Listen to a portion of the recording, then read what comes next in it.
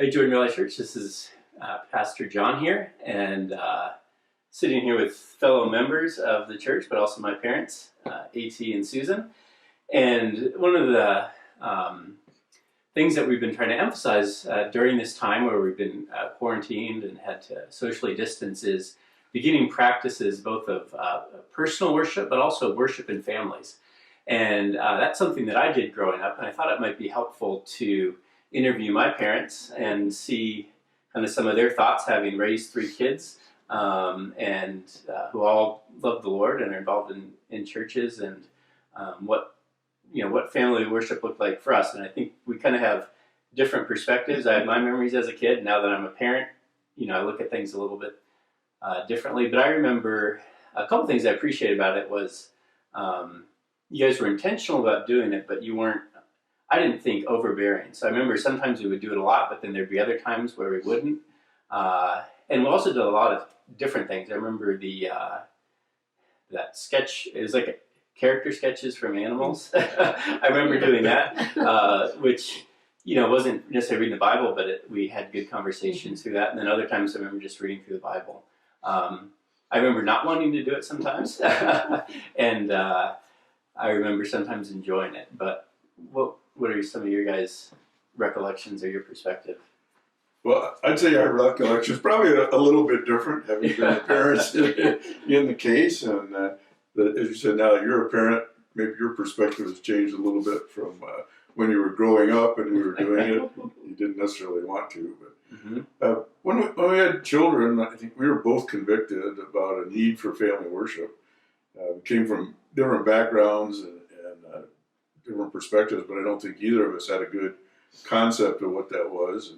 And we looked into things. I read a couple books, and the people in the church may be familiar with the Westminster Confession and the Catechisms, which is our church's statement of doctrine, but few people are aware that they actually put out a directory for family worship. So I started with that, and that was pretty daunting and maybe a little overwhelming in terms of what they look for. So we struggled and tried to figure out what to put together, but a lot of what we did during the week fell on your mom because I traveled quite a bit for work. And I feel like I did not do a good job or a consistent job, but God was very gracious. Over the years, I've tried a variety of different books, thinking maybe this is the magic one that will work, but none of them were perfect. So I tended to be very legalistic, thinking I had to check off on my list, having done family devotions. And that was wrong. I realized I needed to make the effort, but not be legalistic. Because when we love someone, we want to get to know them and draw close to them. And I figured, well, if I say I love God, I should want to get to know Him and love Him. And it's not a legalistic thing. And this was really freeing for me.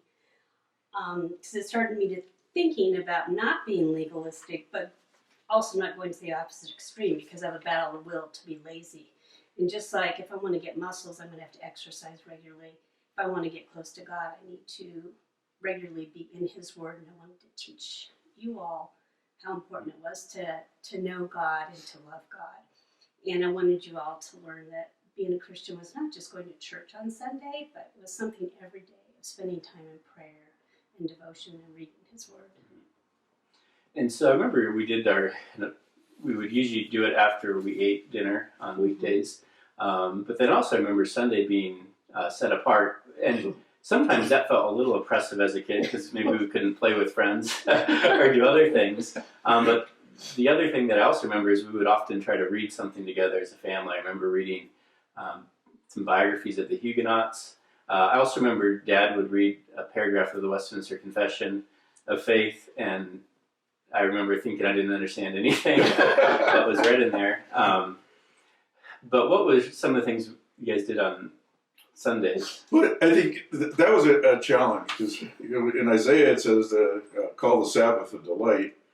And you said sometimes it seemed oppressive and trying to figure out what's the balance there between not being oppressive, not having a lot of things that we say we have to do this, but taking advantage of the opportunity that I wasn't working, you weren't at school, and we had time together, and it was a time where we could study things together.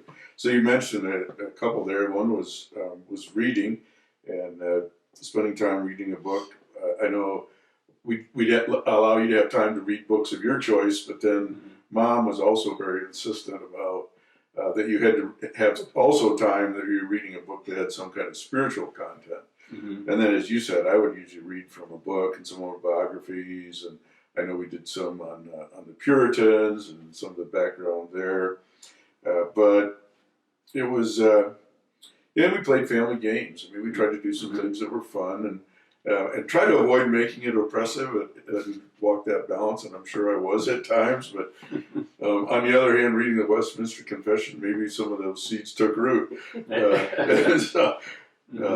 The interesting thing is, I think, was that one of her daughters, your sister, commented just recently as we were talking about this that she really found that the reading time when I was reading was painful, and she felt she was antagonistic at times. But interestingly, now she says she really sees the benefit of that. And some of the other things we did, you didn't mention trying to have you memorize the catechism.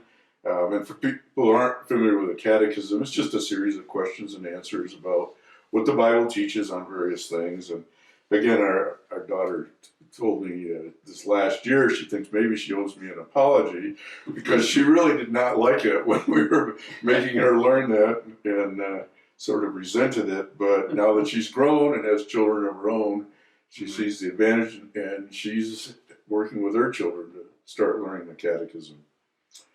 But I think maybe part of doing that, trying to do things daily and not being consistent always, we understood that. But I think that sowed some of the seeds because we ended up having a lot of deeper conversations at various other times. And I think back, and we both do, to Deuteronomy chapter 6, and it starts out, and it says you'll love the Lord your God with all your heart, soul, and might. But then it goes on and says, and you'll teach your children. It says you should teach your children when you sit in your house, when you walk by the way, when you lie down, when you get up. And we used to talk at the house, which we've been discussing, but we went backpacking, and a lot of times we'd have conversations backpacking. And I know I think a fond memory for us was we had the benefit of being blessed by having a cabin we could go to that was owned by Susan's dad. And we'd go up there, and how often it seemed like our breakfast would start at around 8 o'clock in the morning and go towards lunchtime, as we'd sit there and have just some pretty deep conversations. And so I think just trying to do some of those things, and even though it wasn't always consistent, we were able to have other times where we talked, and so maybe the seeds were planted and they continue, and we still are able to have some pretty good deep conversations now, which is great. I think it was interesting because one of our daughters just seemed to have the knack for asking the tough theological questions when we were driving somewhere. And I'd be driving and she'd ask some question, and then I'd start to explain the answer, and pretty soon it was, well, Dad, where does it say that in the Bible? And that was a challenge because I'd have to think. Sometimes probably most of the time, I could not remember exactly where. And of course, impossible to look it up while we were driving. But, those are, I think, some of the things we did, trying to do just, at home led to some of these other things. And I think in the end, what we tried to do was challenge you to just know what you believed and why you believed it, and not just it was because we did it or taught it. That your faith was really grounded in scriptural truth, not just what your parents taught you. And we wanted you to develop that deep faith and love for Christ. Yeah, and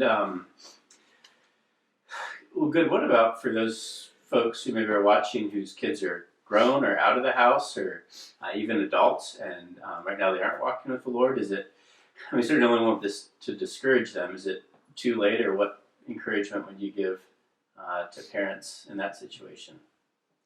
Well, I don't think it's ever too late, because I still have family members that I love dearly that don't know the Lord. And we always just keep praying to the Lord that He will intervene in people's lives. So it's never too late to start devotions or sharing God's Word with people. Yeah, I'd agree. I don't think it's too late. Children at whatever age, they're still observing their parents, and if they see where their parents' hearts are, and the parents are doing family worship, but that's just who they are. They live their lives to honor the Lord. I'd say it's never too late to start, and it's probably always too early to stop. Well, good. And I think one of the things that I took away from doing it was, and I think that Deuteronomy 6 passage is really helpful because it starts with the command to love the Lord your God, right? And then out of that, the things you love, you tend to share, right? And so you then share that with your kids. And I think it's easy as parents, especially when our kids are young, to kind of, I think every parent who is a Christian wants to see their kids become Christians.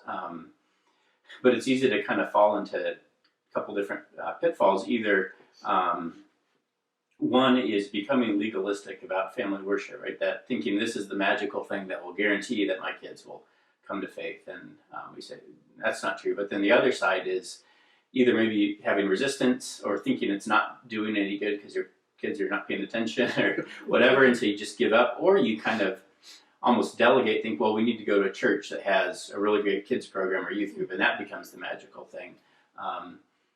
What encouragement, kind of conclusion would you give to parents to avoid those pitfalls and to just keep on this path?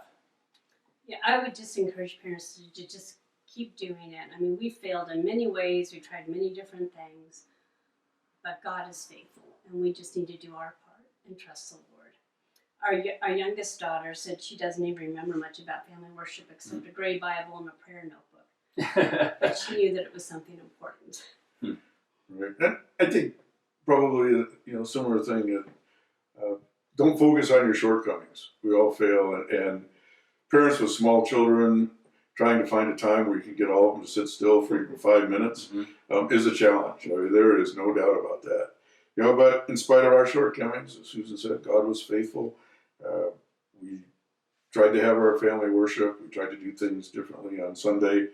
The encouragement is we have 2 children who are now grown and have children of their own, and both are trying to do that and have a desire to have family worship. It's interesting, our daughter, in her family, they call it music time. And I think because their older child is very interested in music, but music time consists of singing some hymns and reading from the children's Bible and prayer time. It's family worship.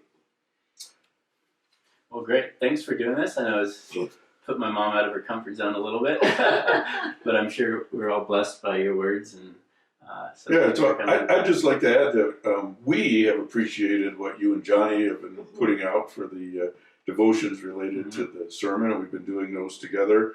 Our family's smaller now than it was when you guys were at the house, but we'd like to encourage everybody to try them.